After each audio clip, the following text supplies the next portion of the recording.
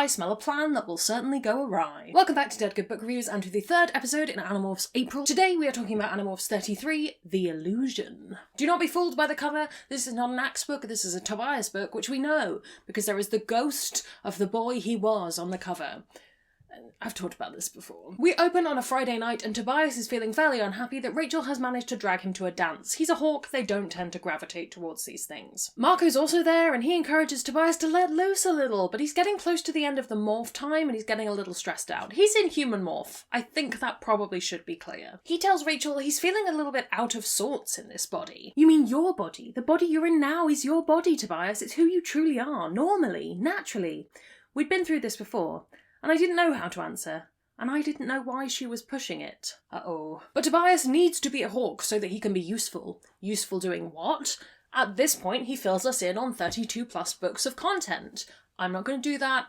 You can watch the videos. Rachel manages to get one more dance out of Tobias, but then he notices the clock and panically runs for a place to demorph. Did Rachel know what the time was and was trying to get him stuck in human morph? Intentionally? He stops in front of a display on Birds of Prey where he sees that there's a ominous placard that reads that red-tailed hawks, what Tobias is most of the time, typically only live up to about 18 years. In an instant, the bulletin board display had thrown our friendship into the harsh light of reality. Rachel was a girl who could, on occasion, become a bird of prey. I was a hawk who could, on occasion, become human. Rachel says she's just trying to claw back a little bit of sense of normalcy, of being teenagers, which is understandable after the events of the last book for Rachel. But Tobias is adamant that he needs to demorph. They make for an exit, but there's a metal gate in the way. So, with time running out, he makes for the front exit of the school, but he senses that someone's there. He spots, but isn't spotted by, Vice Principal Chapman, who has cornered Eric the Cheat, telling him to put out a cigarette. Normal telling off. There's deception upon deception happening here, but who knows what the actual truth is? Still, Tobias can't get out of the school. He tries to get Rachel to help, but then he's spotted by a teacher who recognises him. Now, remember, Tobias wasn't at this school very long. A lot of people don't remember what he looks like, which is why he's able to be there, but this teacher is a good guy, and he remembers this poor kid. Rachel has a change of heart about whether she wants Tobias to be stuck forever and helps him over one of the metal gates, which unfortunately Chapman does see. No, you're wrong, Feoran's voice bounced off the ceiling. That's Tobias, I'm sure it is. Feoran is the teacher in question.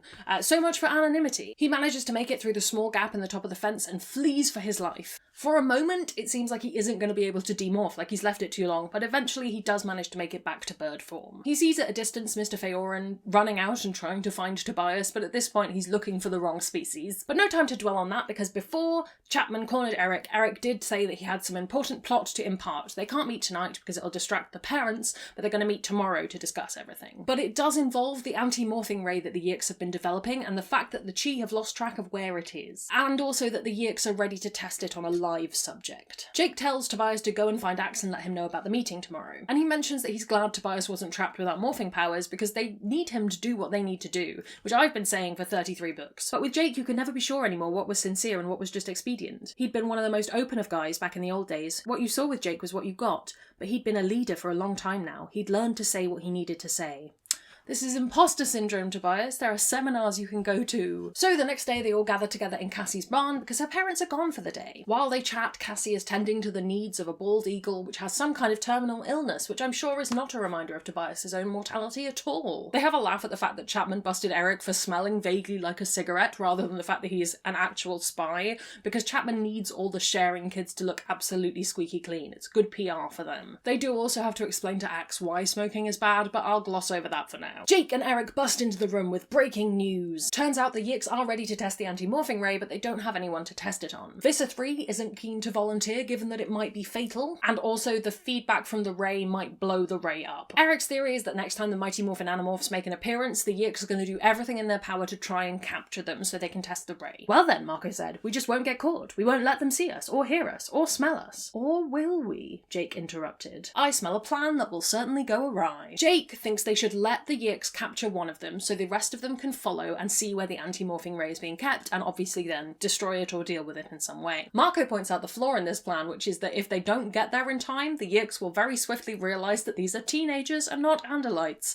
The crux of this whole plot. Rachel volunteers, but then Axe says, no, I should go, because if I get zapped with an anti-morphing ray, it will just reveal an Andalite, which they are expecting anyway. Jake is quietly nodding, which Tobias takes to mean that he has a different idea, but isn't going to share it yet. We were missing something, I knew that much. I just wasn't sure what it was.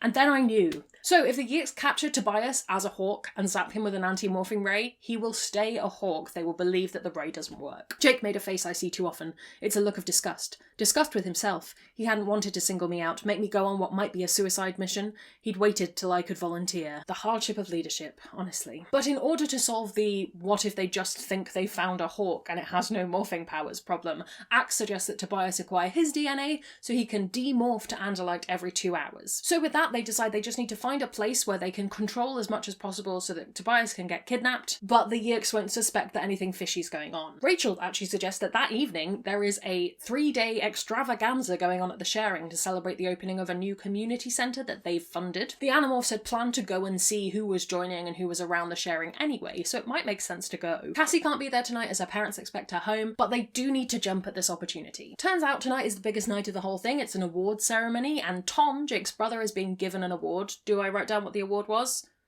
No. But Jake, who had previously declined, can now just say, oh yeah, of course I'll come, and he can be there to keep an eye on things, and it's not suspicious that he's there. Eric and the Chi think that the new community centre has a subterranean link to the Yeek pool. That's important. Oh, I like the sound of that, Marco replied sarcastically. Perfect, we can swing by the Yeek pool and do a little damage on our way to save Tobias and blow up the AMR. Absolutely, not a problem. Doubtless, everything shall go exactly as expected. Axe and Tobias head off to do the DNA acquisition, which Axe actually thinks is a pretty nice thing, given that technically, on a non-genetic perspective, Tobias is part Andalite. Axe even offers to teach Tobias some elements of Andalite culture, which is really nice uncle behaviour. This is wholesome and good. They do the acquisition, Tobias morphs to Andalite, they're practising one of the morphs, I'm so proud. I recognise the Andalite mind. Yes, it was all the things I'd imagined it would be, confident, alert, poised for combat, but there was another element that took me off guard, something bubbling happily away beneath the rationality. Nothing giddy like a dolphin's playfulness, something less simple.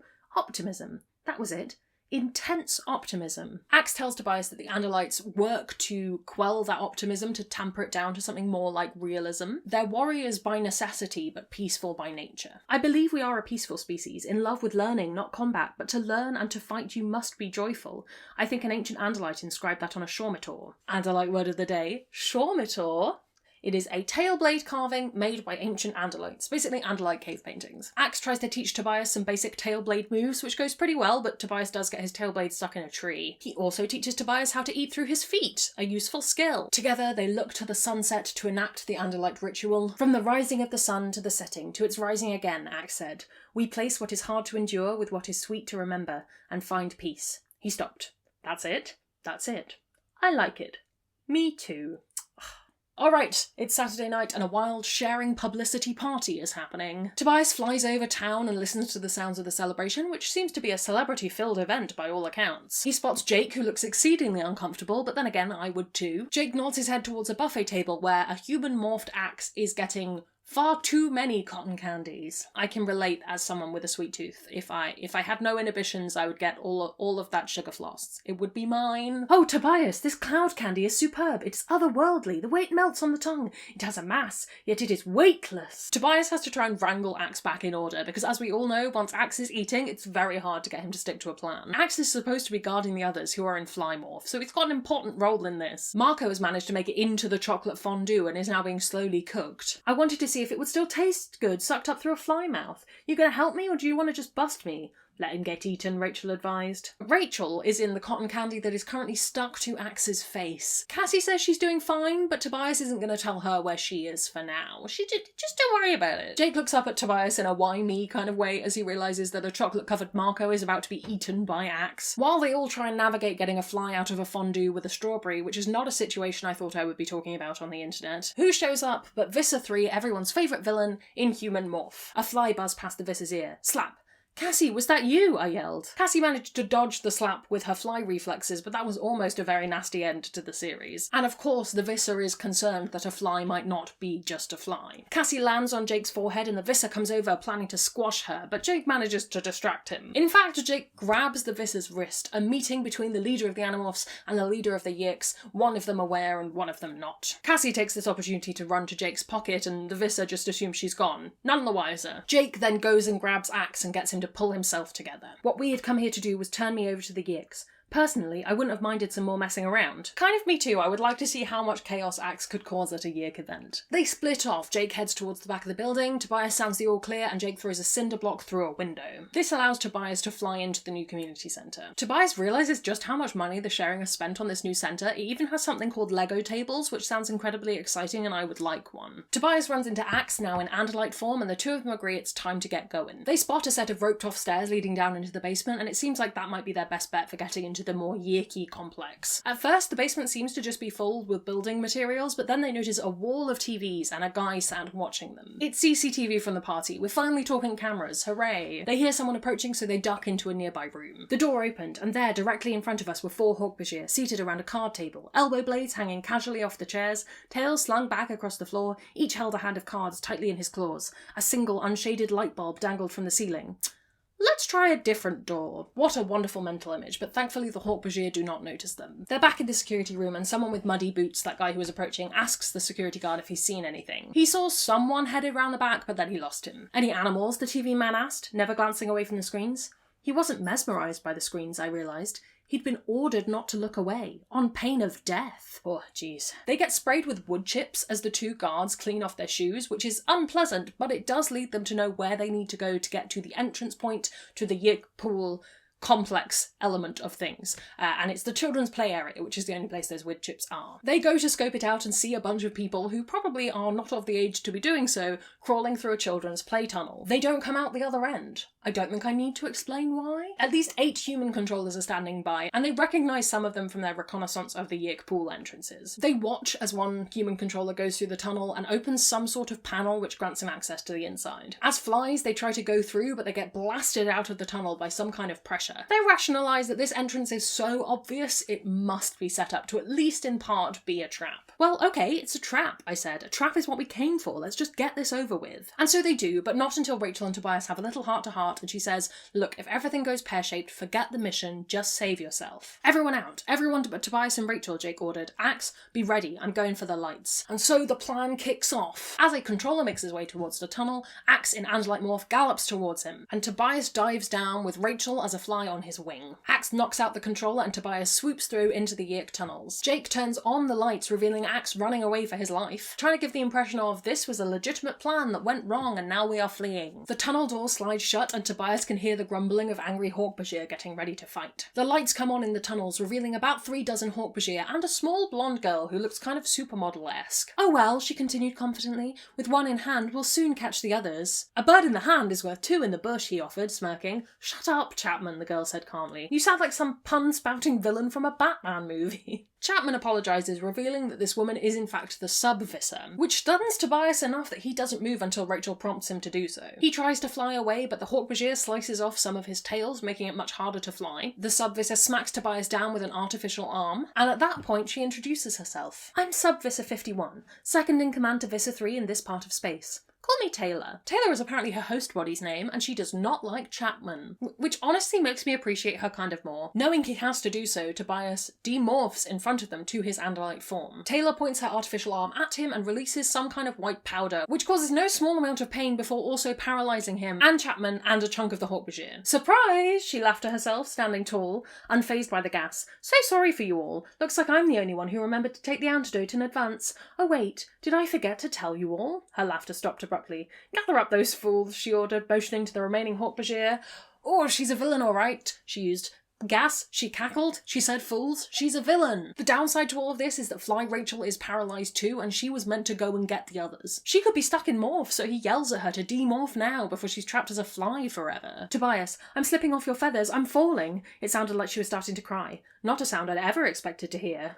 This is no good. The Hawkbajir cram Tobias into an opaque box, all the while he's screaming for Rachel to demorph, but no one answers. This is nightmarish. The Hawk instincts in Tobias are not super keen about being crammed into a box. And being stressed about Rachel is not helping either, though she's Rachel, she'll be fine, surely. And the plan. Rachel was supposed to have seen where they took me, then led the others in. First prove the anti-morphing ray didn't work, then in the rescue destroy the thing for good measure. It was crazy, inconceivable arrogance on our parts. We had underestimated our foe. A fatal error. They aren't immune to the Andalite arrogance after all. They shunt the box around, it all gets rather warm as they're carrying Tobias through the facility, and then suddenly the steel walls of the box are gone, vaporised. And now he's in a big glass box with what's the word? Spotlight's aimed at him. He then realises that this glass box is kind of suspended in the middle of a room, and Taylor is there, telling him that there's no way out. She sat at a table by the door with some armed Hork-Bajir standing by. Oh, I should say, at the point where the box vaporised, Tobias morphed to Hawk again.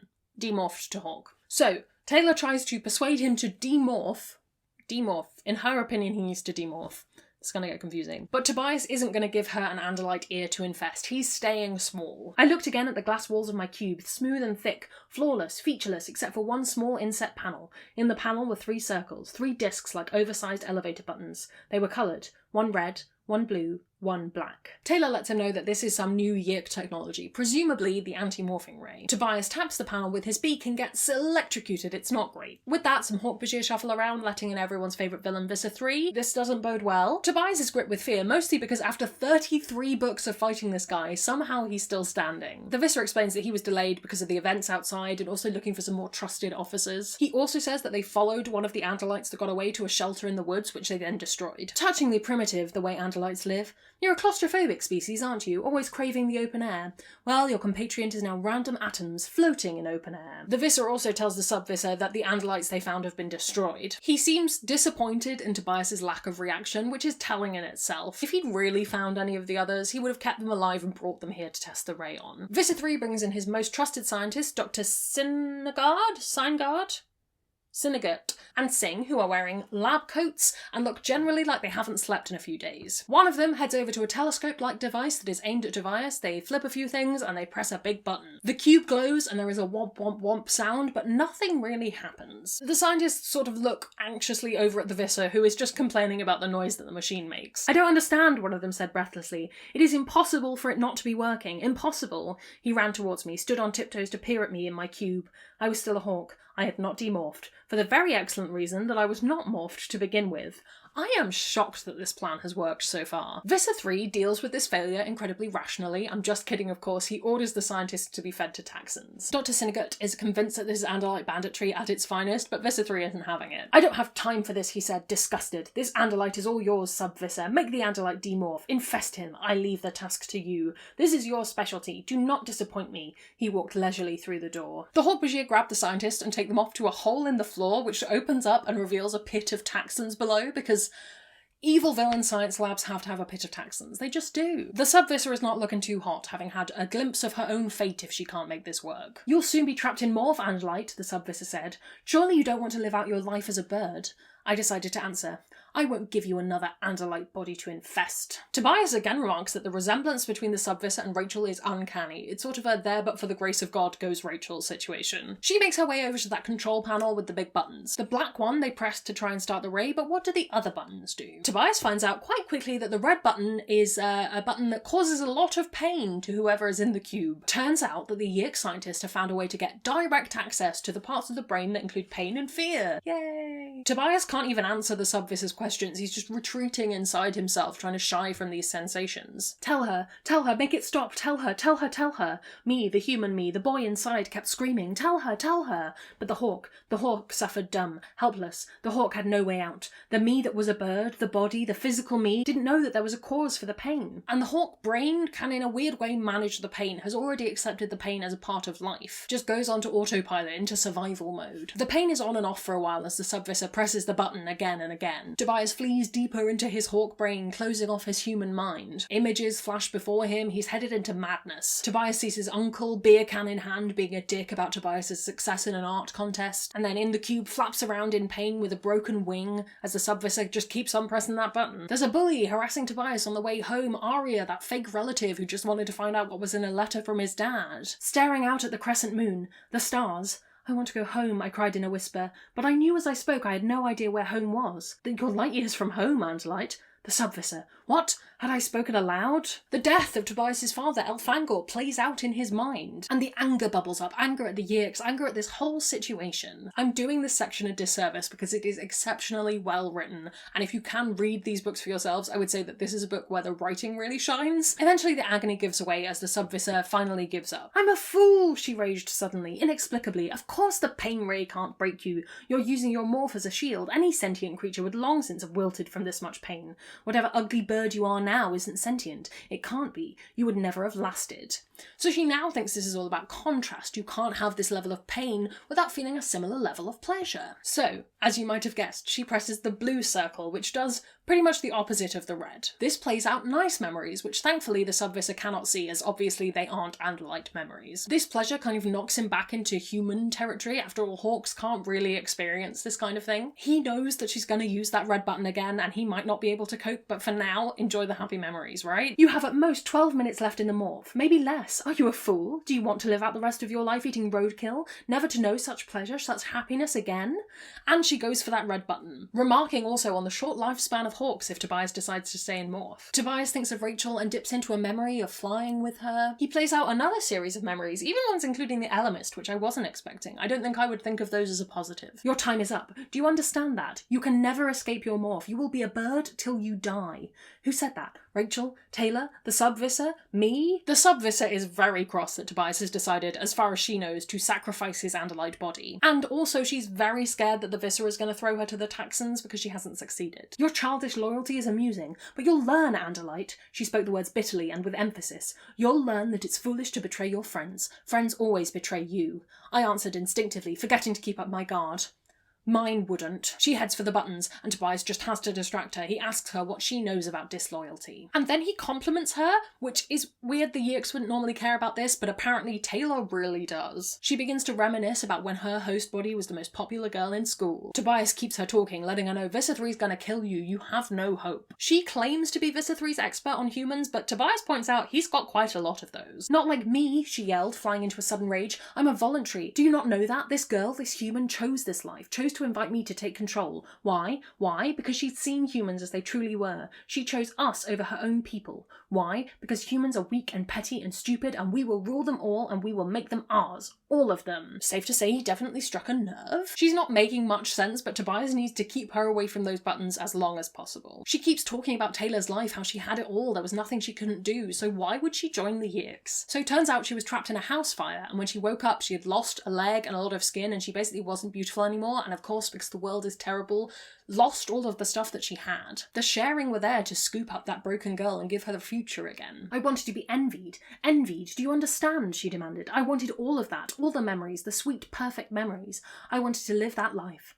She's crazy, I realised. She's insane. The Yeerk, the girl, the line between them all confused. We haven't seen the danger of volunteer infestation before, but it's showing. But isn't this a parallel between Tobias and the Hawk, the Yeerk and the girl?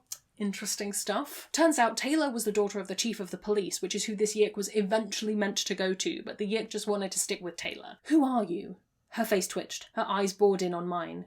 Who are you? I asked again. I am a subvisor of the Yeerk Empire. No. You're a weak, misguided human girl, and you are also insane. Not what I would say to the person who is pressing the buttons, and yeah, she does indeed start pressing the buttons again. Tobias hurls himself at the glass, breaking his beak, trying to end all of this. I'll tell you, I screamed. Yes, I'll tell you. Axe in the woods, Cassie, Jake, Marco, all just human kids. Anything to make it to the end. Did she hear? Did she not hear my thought speak cry? She slammed her fist on the pain button. I'll tell you. No, I'll tell you.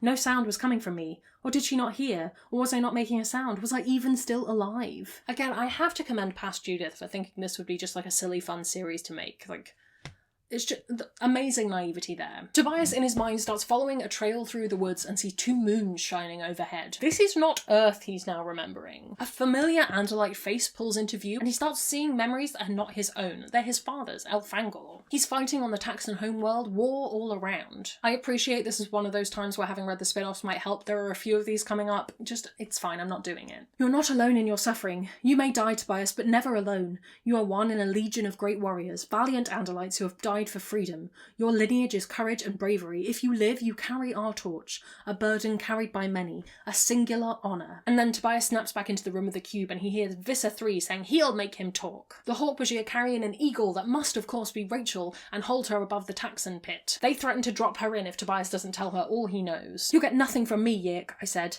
You dare defy me? You dare resist? He swung his tailblade and whipped his stalk eyes savagely. Now, he said. Visser 3 brings in some of his own Taxons and demands that they open the cage. The eagle is eaten, which makes me think that this isn't Rachel, but they have just eaten an endangered eagle, so they're still evil. I knocked my head against the glass just to make sure I was conscious. I was. So what I saw growing up from the floor behind the subvisor was no mirage. Silently, unseen by all but me, a single Andalite emerging from Fleamorph. Is it another hallucination? No, Axe is really here. But now he is up against 12 Hork-Bajir. But no, of course, the others will be here soon. The eagle was that terminally diseased eagle from Cassie's barn. And also, Axe lets him know the Chi have devised an escape route. Axe attacks the unsuspecting Hork-Bajir, that's a hard sentence to say, and the others emerge in battle morph as well. The huge, slashing, bellowing, death-dealing grizzly bear in a rage. Rachel, she looked at me. Even with dim bear vision, she could guess what had happened to me. She murders 3 of the 5 remaining Hork-Bajir while the others deal with the rest. Marco and Cassie intercept Taylor, who is running for the weapons cabinet. Marco then, under fire from the Hork-Bajir, attempts to snap the ropes that are holding the cube up. He's slashed at by Hork-Bajir and Tobias tells him to go, but Marco is staying. He is getting his friend out of there. The subvisor aims her weapon at Marco and fires, but instead of hitting him, she hits the cable and the cube drops. The dead weight of a Hork-Bajir arm collapsed onto me and held me down, my back to the floor. I looked up through a hole, a cylinder burned clean through his upper arm by Drakenfire. Tobias focuses on morphing despite the pain he gets to Andalite morph. But the subvisor grabs his hand and pulls him across the floor. Then she stops as though she's forgotten something. She digs through the rubble and finds a smaller, remote control version of the control panel. She drags Tobias out onto the balcony and he sees that they are directly above the Yik pool. I don't know what you are, the subvisor yelled to make herself heard over the shrieks of protestations from the involuntary controllers caged at the Yik pool's edge and the less horrific acoustic wash of the dome.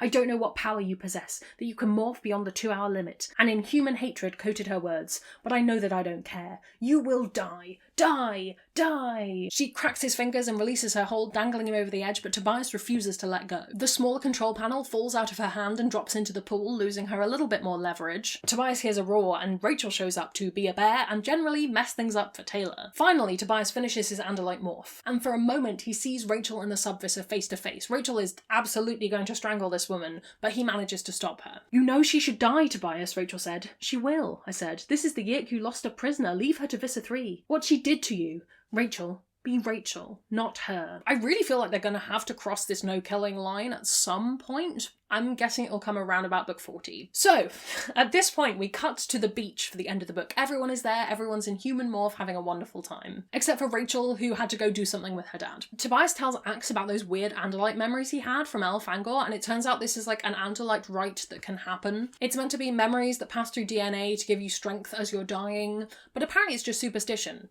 Apparently not. Rachel shows up and Tobias gives her a big hug. Bad, she said. Yeah, I whispered. Real bad. I came close to, awfully close. I was so... I mean, I didn't. I took a couple of shaky breaths. I lost myself. Didn't know who I was. Not sure I do now. Tobias, she said quietly. I know who you are. And she knows exactly what will cheer up our Hawk boy. They're going to go flying together, but not until she's given him a smooch. I discovered something amid the pain and terror and confusion. I discovered that the answer to what I am, to who I am, isn't something to be answered in a single word or a single moment. It could take a lifetime to figure out who I am. For now, I'm willing to hang in there, floating on a thermal, biding my time. As somebody going through something of an identity crisis myself at the moment, I'm glad I don't have to go through everything Tobias is going through to get some answers. I'm really glad. And that's Animorphs 33! It was a horrifying torture nightmare! Hooray! Yay! It's okay, because next week we're going to space. Please do like and subscribe and do all of those wonderful things. If you would like to chat Animorphs, you can do so on my Discord. That's linked below. If you are one of my patrons, you are getting this a little bit early, so thank you so much for supporting me in that way. If you'd like to join their number, that's linked in the description as well. Thank you so much for watching. That's all from me until the next Animorphs video. I'll see you in the next one. There's gonna be some bloopers now. Welcome back to Dead Good Book Review. No, you're wrong, Feorin. No, you're wrong, Feorin's boys. No, you're wrong, Feorin's boy. Why am I doing this? Mark? Guys, wait a minute, I interrupted. And you interrupted me.